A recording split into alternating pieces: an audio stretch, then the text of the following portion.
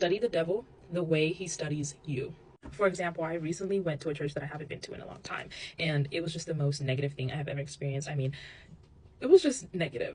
And no hate to this church whatsoever, but I left for a reason. I left for a reason. And going back was just, it was just terrible. It was honestly just terrible. And after church, the devil was really trying to play with my consciousness and really trying to play with my mind and putting in doubts in my head that this and this and that and this and this and that and oh, did you see how da da da da looked at you and what they were saying and etc. And it's like from then it just kind of like piled up. That's how the devil will use you. He just needs one chance to be able to have 30 seconds of you pondering on the same negative thought. As long as he has that 30 seconds from you, those 17 seconds, scientifically, it takes 17 seconds for a negative thought to be followed by another negative thought. All your brain needs is 17 seconds. All the devil needs is 17 seconds. And I didn't realize, like, the whole entire drive home, I was thinking about it. I was thinking about the whole service, the whole situation. I just thought about it the whole entire drive.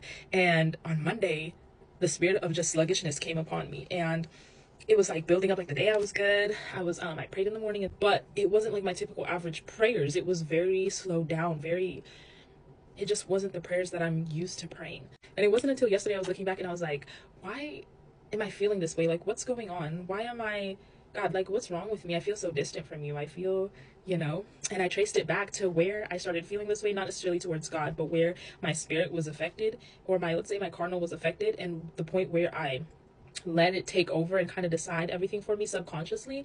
And I also started tracing it back to the other times I felt this way.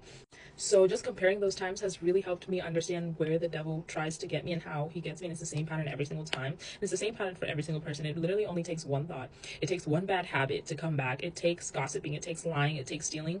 And once he has you, that's why it's so important to stick producing the fruits of the Holy Spirit, reading the Bible, being consistent in prayer, because those desires will not come into your heart. About myself and learning that I can beat him to it, because I have the full armor of God. I can beat him to it now, has been such a weight off my shoulders. And I just thank God for that revelation, because I have been praying for a lot of wisdom lately. And God was like, study him. Study the devil the way he studies you. What is it that he introduces back into your life that is so familiar in order to pull you back in? It's the same thing every single time. I promise you, his tricks don't change. His tricks haven't changed at all. He knows how he's going to get you. They may be different fonts, but the handwriting is still the same. It may be different fonts, but the handwriting is still the same.